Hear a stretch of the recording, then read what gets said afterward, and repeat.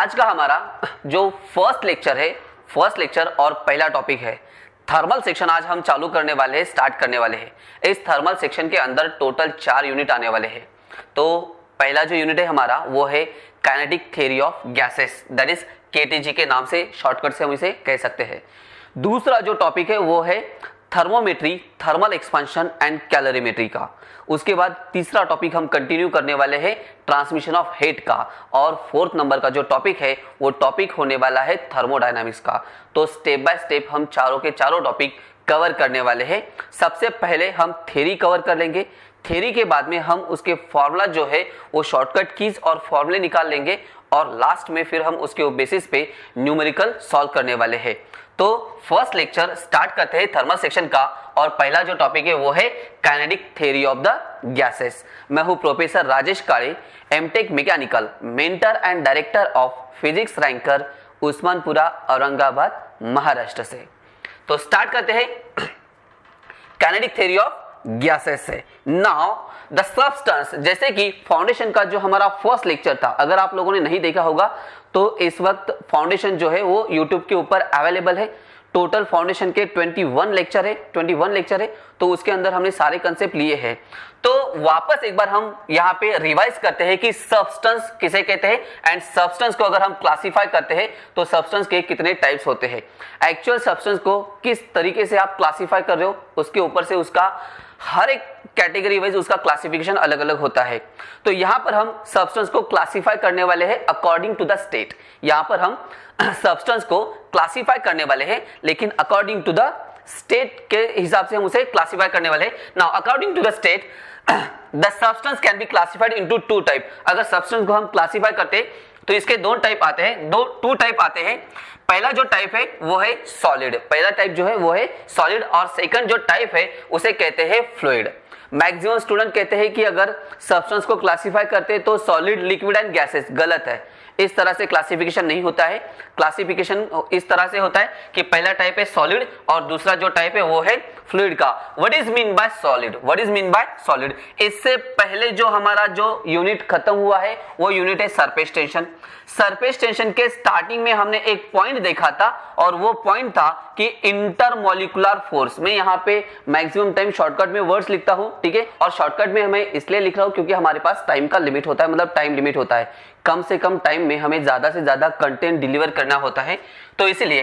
तो surface tension के अंदर हमने एक डेफिनेशन देखी थी, वो थी कि इंटरमॉलिक्यूलर फोर्स की द फोर्स ऑफ अट्रैक्शन और repulsion between 2 molecule is called intermolecular force. उसे हम इंटरमॉलिक्यूलर फोर्स कहते हैं। सॉलिड के अंदर intermolecular force of attraction is a maximum and compact in nature, and compact in nature is nothing but the solid. उसे हम solid कहते हैं। एक्चुअली इंटरमॉलिक्यूलर फोर्स को अगर हम क्लासिफाई करते हैं तो इसके 2 टाइप आते हैं। पहला टाइप है कोहेसिव फोर्स, पहला जो टाइप है वो है कोहेसिव फोर्स का, और दूसरा जो टाइप है वो है एडहेसिव फोर्स का। What is mean bye cohesive force? The force of attraction between 2 molecule of a same substance, अगर एक ही सब्सटेंस के अगर 2 मॉलिक्यूल या 2 से ज्यादा भी मॉलिक्यूल हो सकते हैं, 2 या 2 से ज्यादा मॉलिक्यूल के बीच में अगर फोर्स ऑफ अट्रैक्शन है तो उसे हम कोहेसिव फोर्स कहते हैं। और अगर the force of attraction between 2 molecules और more than 2 molecules of a different substance, अगर किसी डिफरेंट सब्सटेंस के अंदर अगर फोर्स ऑफ अट्रैक्शन अगर है तो उसे हम एडहेसिव फोर्स कहते हैं। यहां पर कोहेसिव फोर्स की कंसेप्ट आने वाली है ओनली यहां पे। तो सॉलिड की जो डेफिनेशन है, तो सॉलिड की डेफिनेशन आ जाएगी the intermolecular force of attraction is the maximum and second most important word is the compact in nature. इसका नेचर जो है वो नेचर कैसे है? कॉम्पैक्ट नेचर है, उसे हम सॉलिड कहते हैं। यहां पर ये जो ग्रीन कलर के जो छोटे छोटे बॉल्स आपको दिख रहे हैं, this balls is nothing but the molecules. ये कौन है? ये सारे के सारे मॉलिक्यूल्स हैं। और यहां पे ये जो डिफरेंट कलर जो आपको नजर आ रहा है, दिस डिफरेंट वन कलर, तो ये डिफरेंट कलर, इसका मतलब ये है कि इंटरमोलिकुलर फोर्स ऑफ अट्रैक्शन है, मतलब दो या दो से ज्यादा हर एक मॉलिक्यूल को एक फोर्स ने क्या करके रखा है, होल्ड करके रखा है, अट्रैक्ट करके रखा है, जिसकी वैल्यू मैक्सिमम है। किससे मैक्सिमम है? As compare to fluid, fluid से मैक्सिमम है। और इसका नेचर जो है वो नेचर कैसे है? कॉम्पैक्ट इन नेचर है। सेकंड जो सब्सटेंस है वो है fluid. What is the definition of fluid? The substance having tendency to flow, the substance having tendency to flow is called fluid. और फ्लूइड को अगर हम क्लासिफाई करते हैं, फ्लूइड को अगर हम क्लासिफाई करते हैं तो यहां पर फ्लूइड के अगेन दो टाइप आ जाएंगे, two type. First one is a liquid and second one is a gases. जो सेकंड टाइप है वो है गैसेस का, मतलब सब्सटेंस को अगर क्लासिफाई करते हैं तो पहला है सॉलिड, दूसरा है फ्लूइड। और फ्लूइड को अगर हम वापस क्लासिफाई करते हैं तो fluid is again classified into two type, one is a liquid and another is a gases. Here it is again a intermolecular force of attraction is minimum as compared to solid but maximum as compared to gases. अगर हम इसका intermolecular force का अगर order अगर हम लगाते हैं तो intermolecular force that is F suffix कौन आई लेते हैं हम यहाँ पे, intermolecular force for solid is a maximum as compared to intermolecular force in liquid which is maximum in comparison to the intermolecular force as compared to the कौन gases. तो ये order बन जाएगा, मतलब जैसे जैसे इंटरमोलिकुलर फोर्स कम होते जा रहा है वैसे वैसे सब्सटेंस की स्टेट क्या हो रही है?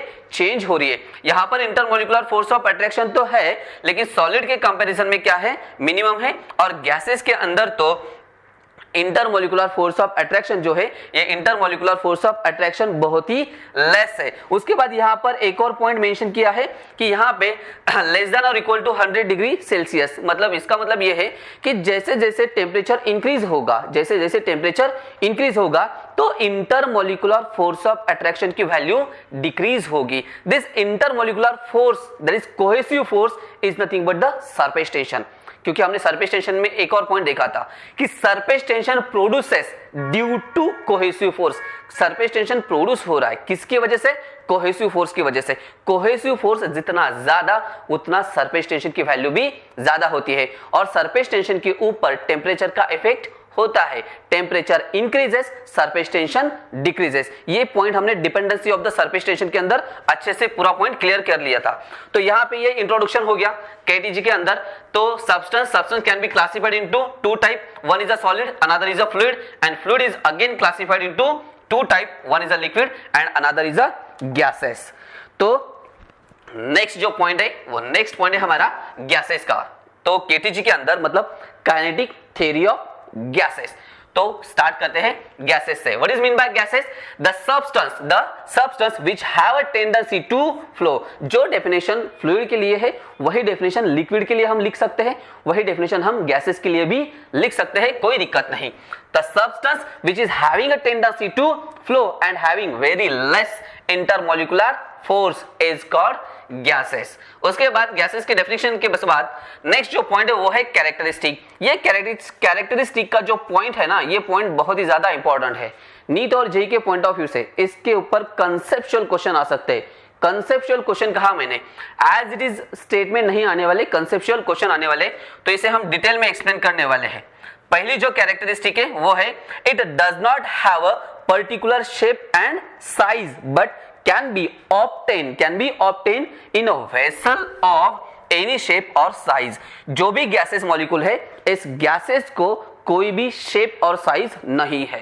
What is mean by shape and what is mean by size? ठीक है, यहां पर शेप की डेफिनेशन हम 100% नहीं कर सकते, किसी भी बुक के अंदर 100% शेप की डेफिनेशन नहीं दी है, लेकिन साइज को हम 100% डिफाइन कर सकते हैं। What is mean by size? The body which is having a particular dimension like length, width, height और thickness। जो भी बॉडी है, जिस बॉडी के हम लेंथ मेजर कर सकते हैं, हाइट मेजर कर सकते हैं, हम उसकी थिकनेस मेजर कर सकते हैं, या फिर उसे डायमेंशन से पर्टिकुलर डायमेंशन अगर हम काउंट कर सकते हैं तो उस बॉडी को हम कह सकते हैं कि पर्टिकुलरली साइज है। जैसे कि सर्कल साइज है, जैसे कि स्क्वायर है तो ये भी साइज है, रेक्टेंगल है, ठीक है, तो ये भी साइज होगी।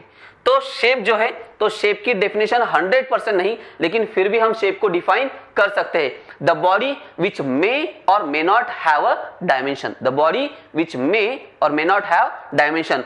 कुछ बॉडी ऐसे है जिसे डायमेंशन नहीं है लेकिन शेप है, जैसे कि मैंने यहाँ पे एक इरेगुलर पाथ यहाँ पे निकाल दिया, तो this one is having shape, इसे शेप है पर्टिकुलरली। इसका एरिया अगर हमें फाइंड आउट करना है तो इसे हम स्मॉल एलिमेंट्री एरियाज में, मतलब छोटे छोटे पार्ट में इसे हम डिवाइड कर देंगे और बाद में अगर इसका हम समेशन निकालते हैं तो इसका एरिया हम फाइंड आउट कर सकते हैं। Area is not a dimension, area is not a dimension, again याद रखना है।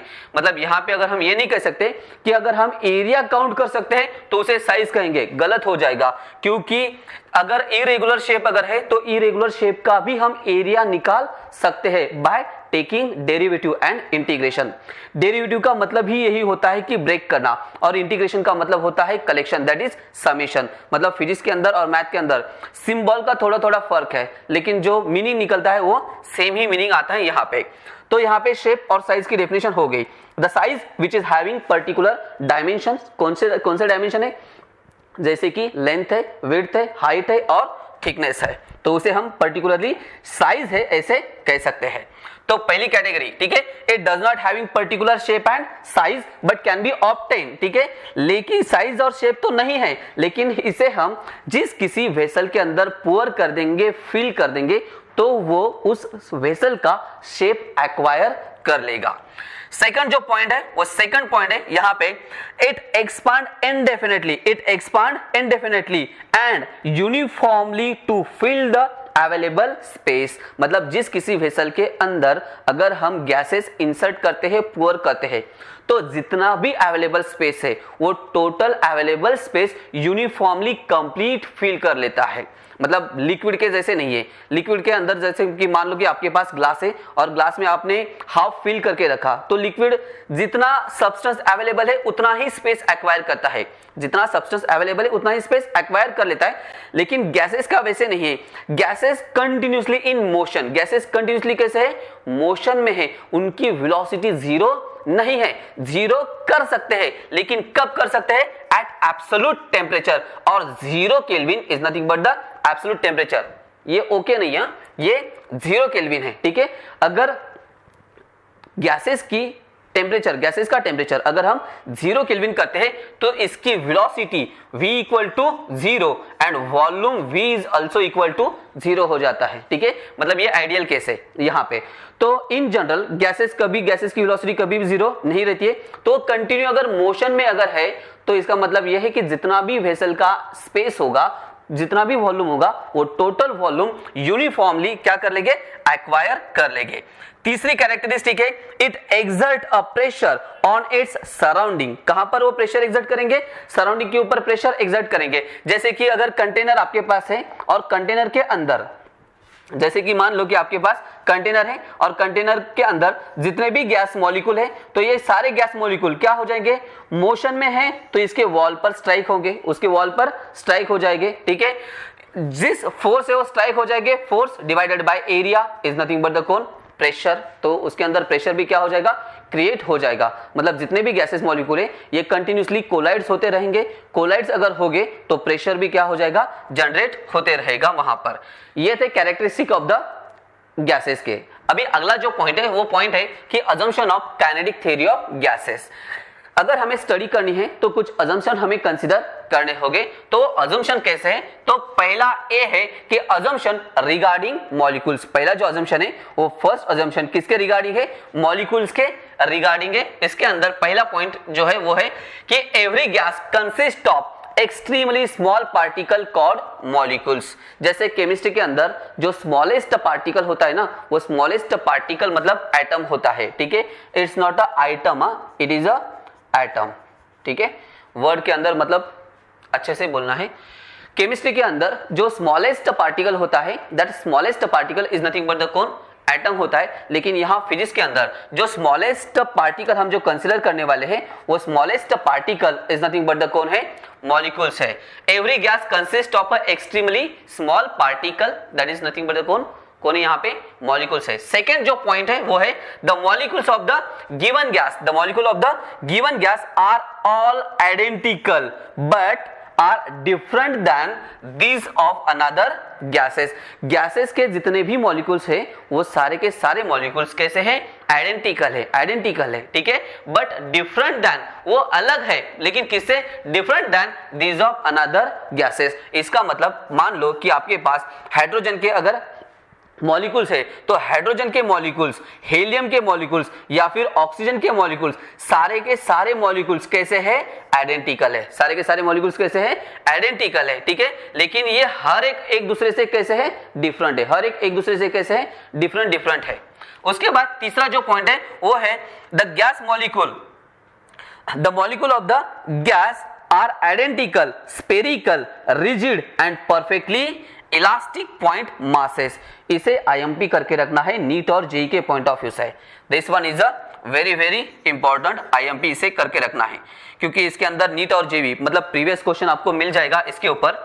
The molecule of the gas are identical. एक तो पहली कंडीशन ये है कि जितने भी गैस के मॉलिक्यूल्स है, सराउंडिंग के अंदर जितने भी गैसेस प्रेजेंट है, इनर्ट गैसेस है और बाकी अदर भी गैसेस है, तो सभी के सभी गैस मॉलिक्यूल के जो भी मॉलिक्यूल्स है, मतलब गैसेस के जो भी मॉलिक्यूल्स है, ये सारे मॉलिक्यूल्स कैसे है? आइडेंटिकल है, लेकिन एक दूसरे से अलग है। आइडेंटिकल है लेकिन एक दूसरे से अलग है। दूसरा इंपॉर्टेंट पॉइंट है कि वो सभी के सभी कैसे हैं? स्पेरिकल है, मतलब उनका जो शेप है, ये शेप कैसे अज्यूम किया है, ये सारे के सारे कौन चालू है? यहाँ पे अजम्पशन चालू है, मतलब ये हमने अज्यूम किया है। Practically may be possible, may not be possible, कुछ पॉसिबल होगे लेकिन कुछ पॉसिबल नहीं होगे। इसीलिए हेडिंग में पहले ही कहा है कि ये सारे के सारे कौन है? अजम्पशन से आइडियल कंडीशन है। हम ये अज्यूम कर रहे हैं कि जितने भी गैसेस है, हाइड्रोजन है, हीलियम है, ऑक्सीजन है, जितने भी गैसेस है, सभी गैसेस के मॉलिक्यूल्स कैसे होंगे? आइडेंटिकल होंगे। उनका जो शेप है वो शेप कैसे होगा? स्पेरिकल शेप होगा। दूसरा कि वो कैसे होंगे? रिजिड होंगे। कैसे होंगे? रिजिड होंगे। आपको याद है जब हमने इलास्टिसिटी टॉपिक लिया था तो इलास्टिसिटी टॉपिक के स्टार्टिंग में हमने 3 डेफिनेशन देखे थे। पहली डेफिनेशन देखी थी, मैं यहाँ पे प्रॉपर्टी की बात नहीं कर रहा हूं, बॉडी की बात करूं। पहली डेफिनेशन थी इलास्टिक बॉडी की, फर्स्ट जो थी वो थी इलास्टिक बॉडी की डेफिनेशन। दूसरी थी प्लास्टिक बॉडी की डेफिनेशन। दूसरी कौन थी? प्लास्टिक बॉडी की डेफिनेशन। और तीसरा जो पॉइंट था वो था rigid body. Third one is a rigid body. तो यहाँ पे 3 डेफिनेशन इलास्टिसिटी के अंदर हमारे हो चुके। अगर वीडियो नहीं देखा होगा तो देख लेना। इलास्टिक बॉडी मतलब whenever any external force act on body, whenever any external force act on body, the body changes their dimension, but after the removal of external force a body can regain 100% its original dimension or shape and size. This body is nothing but the elastic body. उस body को हम क्या कह रहे हैं? Elastic body कह रहे हैं। मतलब किसी बॉडी के ऊपर अगर फोर्स एक्ट कर रहे हो तो उस फोर्स की वजह से उसके डायमेंशंस चेंज हो जाएंगे, लेकिन जैसे ही आप एक्सटर्नल फोर्स रिमूव करते हो तो बॉडी के शेप एंड साइज जो भी डायमेंशन है वो क्या हो जाएंगे? वापस आ जाएंगे। क्योंकि ये भी यहां पर पॉइंट है 3 नंबर का, कौन? Having elastic. यहां पे कैसे होने चाहिए? परफेक्टली इलास्टिक, परफेक्टली इलास्टिक होने चाहिए। परफेक्टली इलास्टिक का मतलब ये है कि अगर उसके ऊपर अगर फोर्स एक्सर्ट होता है या फिर वो कोलाइड्स होता है वॉल ऑफ द कंटेनर तो उसका शेप एंड साइज चेंज होगा, लेकिन जैसे ही फोर्स रिमूव कर दोगे तो वो वापस अपने स्फेरिकल शेप में वापस आना चाहिए, वापस आना चाहिए। दूसरी डेफिनेशन है प्लास्टिक बॉडी की। प्लास्टिक बॉडी की डेफिनेशन इलास्टिक बॉडी के एग्जैक्ट अपोजिट में है।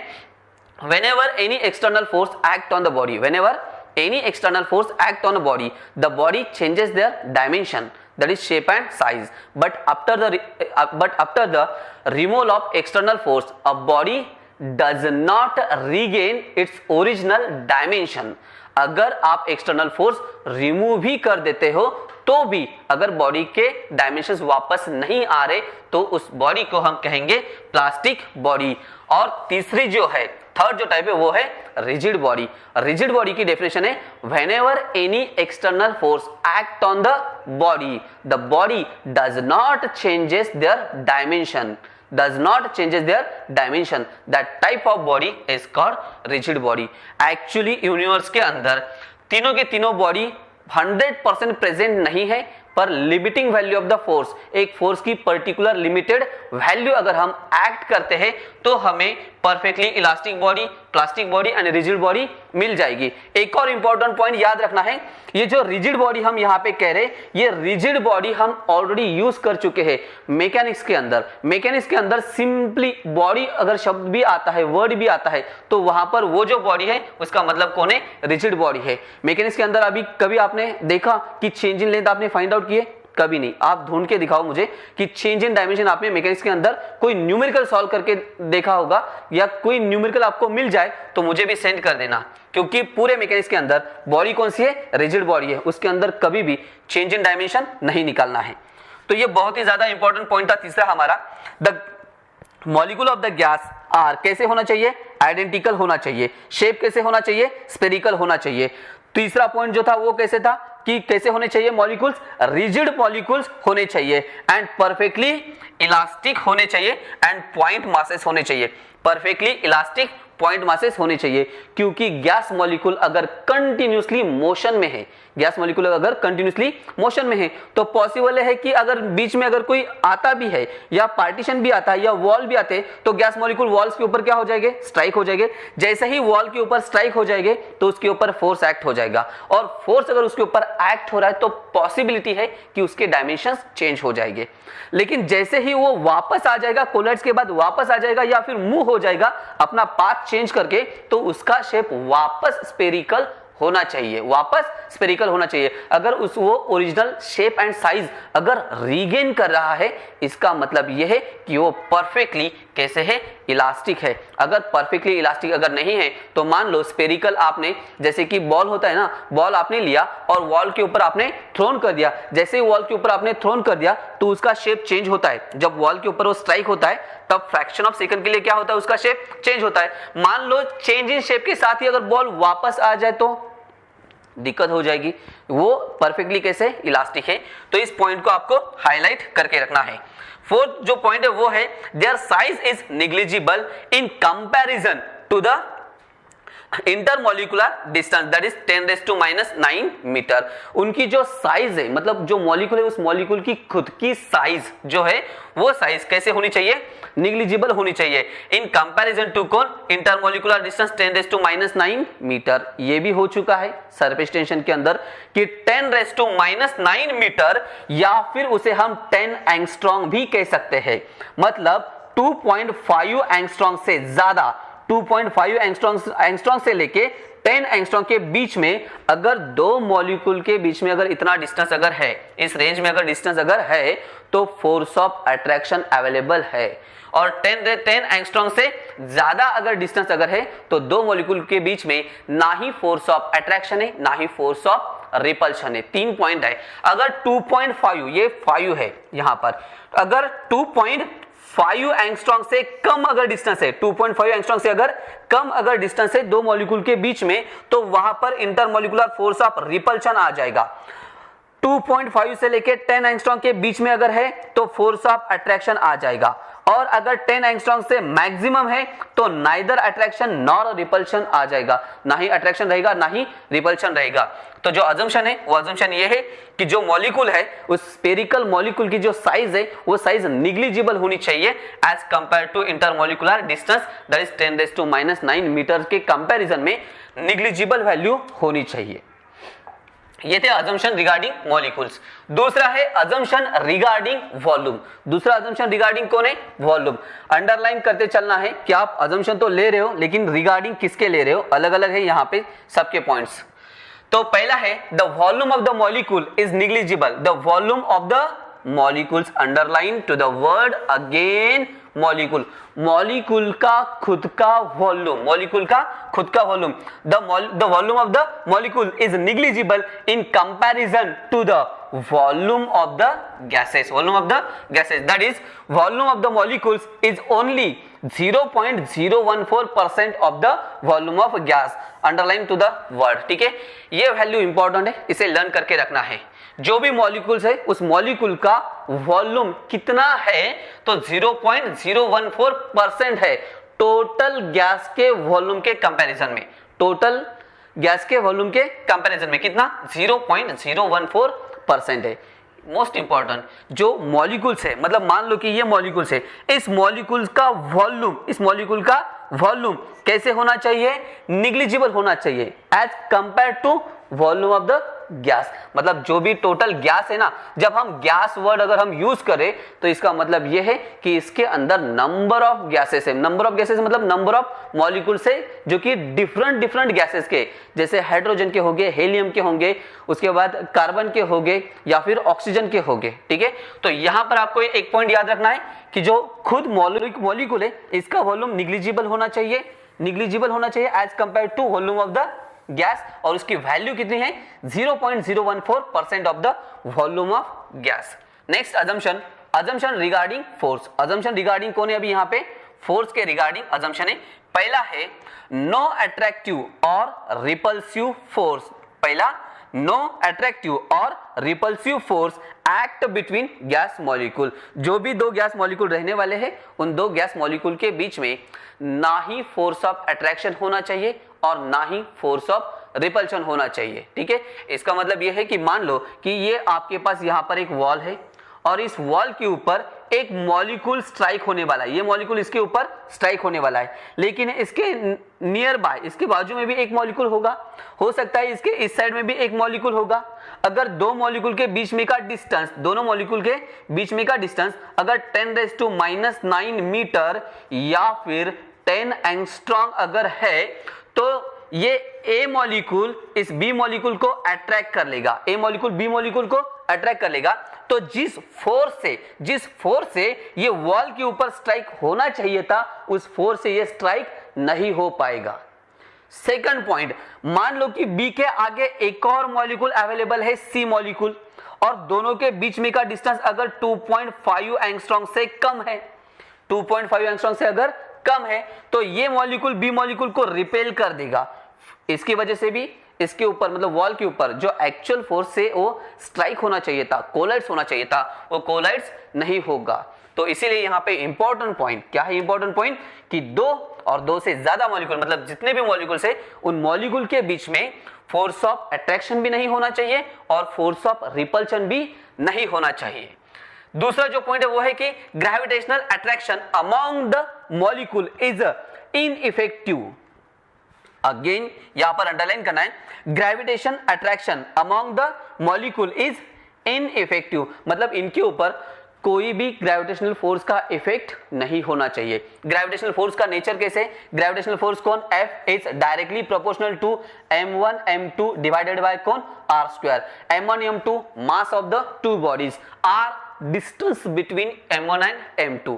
अगर हम प्रोपोर्शनलिटी सिंबल निकाल देते हैं तो F is equal to G into m1 m2 divided by r²। लेकिन फिजिक्स के अंदर कैलकुलेशंस के पॉइंट ऑफ व्यू से हम इस कैपिटल G ग्रेविटेशनल कांस्टेंट का कंपोनेंट लेते हैं एक्सेलरेशन ड्यू टू ग्रेविटी, और इस एक्सेलरेशन ड्यू टू ग्रेविटी की वैल्यू कितनी है? 9.81। यूनिट है इसका मीटर पर सेकंड स्क्वायर। यूनिट क्या है उसका? मीटर पर सेकंड स्क्वायर। एक्चुअली सरफेस के ऊपर ये वैल्यू है। कहां है? सरफेस के ऊपर, क्योंकि हम अर्थ के अगर जैसे जैसे नीचे जाएंगे या फिर ऊपर जाएंगे तो इस G की वैल्यू चेंज होती है। तो याद रखना है इस G की वैल्यू 9.81 ये हमने अर्थ के सरफेस के ऊपर ली है। जब ग्रेविटेशनल टॉपिक लेंगे तो हम इसके सारे केसेस ले लेंगे कि ऊपर कितने रहने वाली है, नीचे कितनी रहने वाली है। अगर सेंटर में जाओ तो G कितना हो जाएगा? 0 हो जाएगा। तो ये सारी केसेस हम लेने वाले हैं। तो यहां पे मोस्ट इंपॉर्टेंट पॉइंट ये है कि ग्रेविटेशनल अट्रैक्शन जो है, ग्रेविटेशनल फोर्स का नेचर, ग्रेविटेशनल फोर्स का नेचर हमेशा कैसे है? अट्रैक्टिव नेचर है। कैसे है? अट्रैक्टिव नेचर है। ठीक है, तो यहां पर जो भी सेंट्रल फोर्सेस है ना, actually gravitational force is nothing but the central force. ये टॉप पॉइंट हमने वर्क पावर एनर्जी में लिया था। ठीक है, तो gravitational force is a central forces, and central forces दो टाइप के होते हैं, मतलब नेचर जो होता है वो दो टाइप का। जैसे इलेक्ट्रोस्टैटिक फोर्स है, तो electrostatic force attractive and repulsive दोनों है, अट्रैक्टिव भी है और रिपल्सिव भी है, मतलब उसका दो नेचर है। Gravitational force is also central forces, but इसका जो नेचर है, ये नेचर कैसे है? हमेशा अट्रैक्टिव नेचर है। तो गैस मॉलिक्यूल जो भी हो गए, इस गैस मॉलिक्यूल के ऊपर ग्रेविटेशनल फोर्स का इफेक्ट कितना होना चाहिए? 0 इफेक्ट होना चाहिए इसके ऊपर। Now extremely small masses and very light speed of the very high speed of the molecule. तो गैस मॉलिक्यूल की जो भी स्पीड होने वाली है वो स्पीड कैसे होनी चाहिए, हाई होनी चाहिए। अगर स्पीड हाई है तो इसके ऊपर जी का इफेक्ट कैसे हो जाएगा, मिनिमम हो जाएगा, निग्लिजिबल हो जाएगा। उसके बाद अजम्पशन है कि assumption regarding the density. Next assumption regarding कौन है, डेंसिटी है। The density of the gas is constant at all the point of container, मतलब कंटेनर के अंदर जितने भी गैस मॉलिक्यूल होंगे उन सब गैस मॉलिक्यूल की डेंसिटी कैसे होनी चाहिए, सेम होनी चाहिए। मतलब अगर कंटेनर के अंदर आप कहीं पर भी कोई भी पॉइंट अगर आप कंसीडर करते हो, कोई भी पॉइंट अगर आप कंसीडर करते हो तो वहां पर डेंसिटी की वैल्यू कैसे होनी चाहिए, सेम होनी चाहिए। What is mean by density? Density दो तरह से हम डिफाइन कर सकते हैं। पहला जो डेफिनेशन है density, that is rho is equal to, it is a ratio of mass per volume, that is mass divided by volume is nothing but the कौन, डेंसिटी होती है। लेकिन एक्चुअल डेंसिटी को अगर हम डिफाइन करने के लिए जाएंगे तो एक्चुअल डेंसिटी का मतलब होता है कि the substance occupied the space is nothing but the density. जो भी सब्सटेंस है उस सब्सटेंस ने जितना भी स्पेस ऑक्यूपाई करके रखा है वो space is nothing but the कौन, डेंसिटी होती है, डेंसिटी होती है। हम कहते हैं ना कभी कभी मार्केट में जाते हैं तो गर्दी ज्यादा होती है, लोग ज्यादा होते हैं, तो वहां पे क्राउड, मतलब जो भी क्राउड है वो क्राउड कैसा है, डेंस क्राउड है। अगर मान लो कि अगर बहुत कम लोग हैं तो हम कहते हैं कि वहां पे क्राउड कम है, मतलब डेंसिटी कैसे, मिनिमम है। इससे ये इंडिकेट होता है कि वो जो ह्यूमंस है या फिर आदमी है, मतलब वो मॉलिक्यूल्स है, अगर उनकी वैल्यू मतलब उनकी क्वांटिटी ज्यादा है तो डेंस है, कम है तो मिनिमम डेंस है। तो सेम थिंग कंटेनर के अंदर कोई भी पॉइंट अगर आप कंसीडर कर लोगे, जो भी स्पेस आप कंसीडर करोगे उस स्पेस की डेंसिटी सेम रहेगी as compare to other point. मतलब उस वेसल के अंदर कहीं पर भी पॉइंट कंसीडर करोगे तो डेंसिटी कैसे रहनी चाहिए, सेम रहनी चाहिए, चेंज नहीं होनी चाहिए। उसके बाद नेक्स्ट जो अजम्पशन है नेक्स्ट अजम्पशन है कि assumption regarding pressure. Next assumption regarding कौन है, प्रेशर के रिगार्डिंग है। नाउ द मॉलिक्यूल, यहां पे the molecule constantly collides, molecule consistently क्या हो रहे, कोलाइड्स हो रहे। कोलाइड्स का मतलब है कि वो जैसे ही रैंडमली मूव हो रहे, अगर बीच में particles, wall, vessel, container, anything जो भी आ रहा है उसके ऊपर क्या हो रहे, स्ट्राइक हो रहे, उसके ऊपर स्ट्राइक हो रहे मतलब कोलाइड्स हो रहे। Collides with the wall of the container due to which their momentum changes, due to which their momentum changes। ये मोमेंटम का भी पॉइंट हो चुका है। Momentum is denoted by P, momentum is denoted by P which is equal to m into V।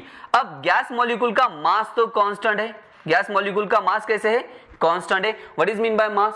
Maximum student confuse रहते हैं कि मास और वेट के अंदर, अगर मास और वेट में अगर अभी भी कंफ्यूजन है तो फाउंडेशन की जो बैच है वो फाउंडेशन की बैच शुरू है, 9 बजे लेक्चर रहता है उसका। तो फाउंडेशन के अंदर हमने ये सारे पॉइंट्स कवर कर लिए, मास किसे कहते हैं, वेट किसे कहते हैं, फोर्स किसे कहते हैं, हर एक पॉइंट। यहां पर गैस मॉलिक्यूल की वेलोसिटी कंटिन्यूअसली चेंज हो रही है। गैस मॉलिक्यूल की वेलोसिटी कंटिन्यूअसली क्या हो रही है, चेंज हो रही है। अगर गैस मॉलिक्यूल की वेलोसिटी चेंज हो जाएगी तो मोमेंटम भी क्या हो जाएगा, चेंज हो जाएगा। This change in momentum is a transfer to the wall of container, consequently the pressure is exerted by gas molecule on the wall of container। मतलब जैसे जैसे गैस मॉलिक्यूल कंटिन्यूसली क्या होंगे, मूव होते रहेंगे, वैसे वैसे कंटेनर के वॉल के ऊपर स्ट्राइक होंगे, और कंटेनर के वॉल के ऊपर अगर स्ट्राइक हो रहे तो इसका मतलब प्रेशर एक्सर्ट कर रहे हैं। तो ये अजम्पशन था रिगार्डिंग प्रेशर। उसके बाद नेक्स्ट जो पॉइंट है वो है कि assumption regarding motion. Next point कौन सा है, अजम्पशन रिगार्डिंग मोशन। नेक्स्ट वाला the molecule of the gas. Now the molecule of the gas keep on moving randomly. यहां पे रैंडमली का मतलब होता है इन एनी पाथ, किसी भी पाथ में, किसी भी डायरेक्शन में कंटिन्यूसली वो क्या होंगे, मूव होंगे in all the possible direction with all the possible velocity. जो भी पॉसिबल डायरेक्शन होगा, जो भी पॉसिबल वेलोसिटी होगी, उस पॉसिबल वेलोसिटी से वो कंटिन्यूसली क्या होंगे, मूव होते रहेंगे। जैसे मैंने पहले भी कहा गैस मॉलिक्यूल की वेलोसिटी 0 हो सकती है, लेकिन कब 0 हो सकती है, एट एब्सोल्यूट टेम्परेचर। और एब्सोल्यूट टेम्परेचर मतलब कौन, 0 केल्विन, या फिर आप -273 डिग्री सेल्सियस भी कह सकते हैं। Now the speed of a gas molecule lies between 0 and infinity. जो भी गैस मॉलिक्यूल की जो भी मतलब स्पीड है, वो स्पीड कहां से कहां होने वाली है, 0 से इंफिनिटी तक इसकी वैल्यू रहने वाली है। इसके अंदर इतना इंपॉर्टेंट पॉइंट्स नहीं है।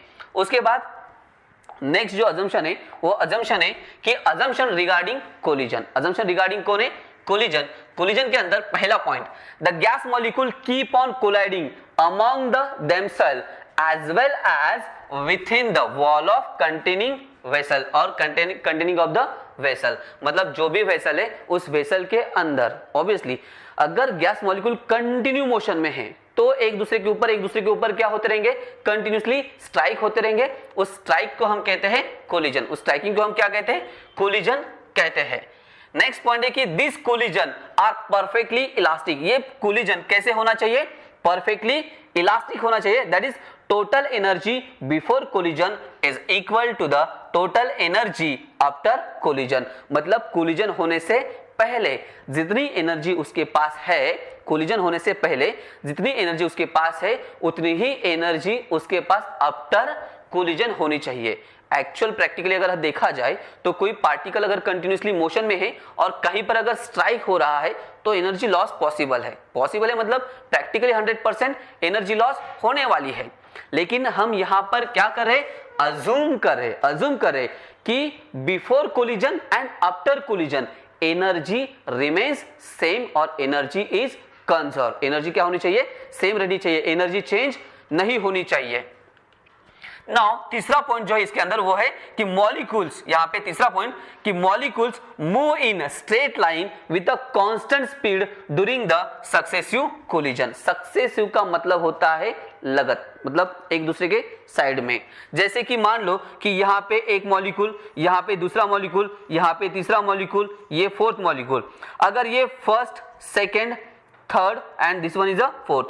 पहला मॉलिक्यूल दूसरे मॉलिक्यूल के ऊपर अगर कोलाइड अगर हो रहा है तो इसका पाथ स्ट्रेट लाइन होना चाहिए, इसका पाथ स्ट्रेट लाइन होना चाहिए। अगर ये सेकंड वाला अगर फोर्थ के ऊपर अगर स्ट्राइक हो रहा है तो दोनों के बीच में का जो पाथ है ये पाथ कैसे होना चाहिए, स्ट्रेट लाइन पाथ होना चाहिए। यहां पर the molecule move in a straight line. Molecule कैसे मूव होगा, स्ट्रेट लाइन में। मतलब ये सेकंड वाला फोर्थ के ऊपर या फिर थर्ड के ऊपर अगर स्ट्राइक होने वाला है, कोलाइड होने वाला है तो इसका पाथ इस तरह से जिगजैग नहीं होगा, पाथ कैसे होना चाहिए, इसका स्ट्रेट लाइन में पाथ होना चाहिए।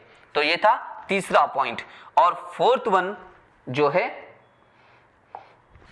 ये फोर्थ वन है the distance cover by molecule between two successive collision is called free path. जो भी दो मॉलिक्यूल्स के बीच में जब स्ट्राइक हो रहे तो दोनों के बीच में का जो भी पाथ है, मतलब यहां पे मॉलिक्यूल फर्स्ट था, यहां पे मॉलिक्यूल सेकंड था, मॉलिक्यूल फर्स्ट मॉलिक्यूल सेकंड के ऊपर जब स्ट्राइक करेगा तो दोनों के बीच में का ये जो पाथ है, that path is nothing but the कौन है यहां पे, उसे हम फ्री पाथ कहते हैं। तो ये था fourth one point. And last one is the mean of all the three path. Mean of all the, यहां पे गलती से 3 हो गया, actually this one is a free path. ठीक है, mean of all the free path is called mean free path. उसे हम क्या कहने वाले, मीन फ्री पाथ। मतलब मॉलिक्यूल 1, मॉलिक्यूल 2, यहाँ पे मॉलिक्यूल 3 ये इसके ऊपर स्ट्राइक हो रहा है, ये मॉलिक्यूल 4 ये इसके ऊपर स्ट्राइक हो रहा है, या फिर ये इसके ऊपर स्ट्राइक हो रहा है। तो इन सब का मीन, और मीन का मतलब है एवरेज। मीन या फिर हम दूसरा वर्ड यूज कर सकते हैं, वो कौन सा है, एवरेज वर्ड भी यूज कर सकते हैं। तो ये सारे के सारे थे अजम्पशन। ये सारे कौन थे, अजम्पशन थे regarding kinetic theory of gases के रिगार्डिंग यहां पे। नाउ उसके बाद नेक्स्ट जो पॉइंट है वो है कि इंपॉर्टेंट डेफिनेशन। मतलब नेक्स्ट जो हमारा लेक्चर होने वाला है उस नेक्स्ट लेक्चर के अंदर हम कुछ इंपॉर्टेंट डेफिनेशन है जो हमें पूरे थर्मल सेक्शन के अंदर हमें यूज करने हैं, तो वो हम लेक्चर नंबर 2 के अंदर कंटिन्यू कर लेने वाले हैं।